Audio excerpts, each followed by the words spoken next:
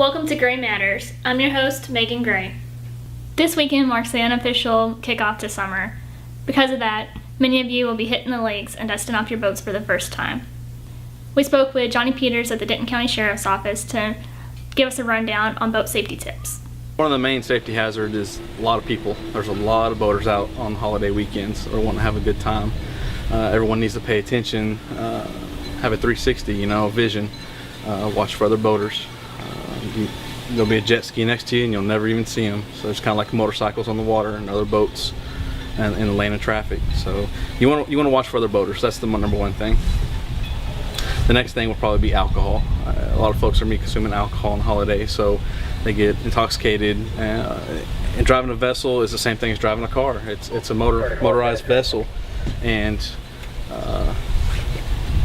it's against the law. So you can't drive a boat and be intoxicated. The Water Safety Act requires that you have life vests for each person aboard your vessel. So it depends on what type of vessel you have. We rode along with Deputy Peters while he conducted a boat safety check.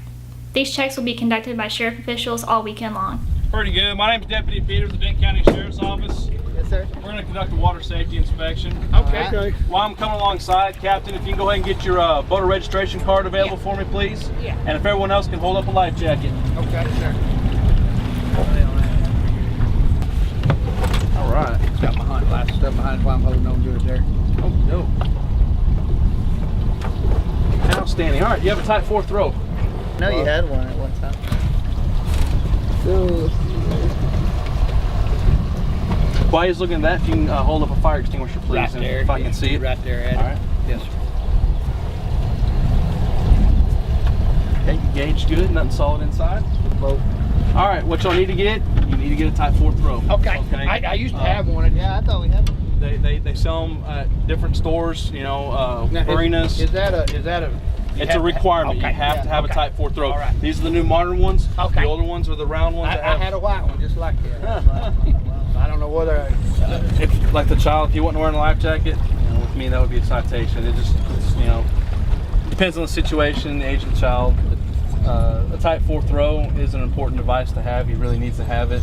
He's coming in, so I took that in consideration also. He's just at the end of the day, it looks like. He said he's over here by the marina, so. But if they were heading out or out there in the middle of nowhere, he needs to have it. So. In addition to boat safety, the Texas Parks and Wildlife are wanting you to clean, drain, and dry your boats to help prevent the spread of zebra mussels in Texas waters. And you'll notice right away we have some vegetation attached to the lower unit, to the trailer, to the ladder back here. This is where the clean part comes in. We want to just simply remove all of that material.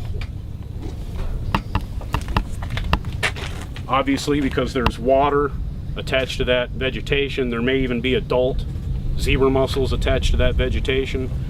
And obviously, in a boat, you want to drain the bilge. That's an obvious thing that you want to do.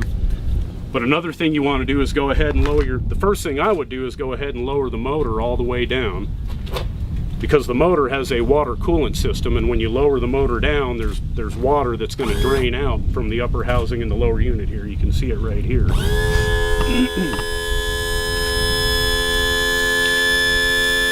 Could be veliger larvae in that water. That's the bilge area. All these boats have a drain plug. You want to simply remove that drain plug and let all the bilge, the lower part of the water, or the boat rather, empty out and drain out. A popular piece of equipment for a lot of anglers is a cast net used to capture shad for fishing, for bait. A lot of people use their cast net and they'll store it into a 5-gallon pail. Well, after using the cast net for several hours perhaps to capture bait, you may end up with some standing water in your cast net bucket. So you want to go ahead and dump that out of the bucket. You're out on the lake fishing, you have minnows in your bait bucket. It's sitting over the side of the boat to keep the minnows alive. You now have lake water in your bait bucket, so you want to go ahead and drain that out before you travel anywhere else.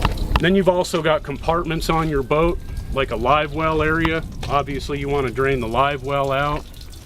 Then you want to open the compartments up, let them dry out, air out.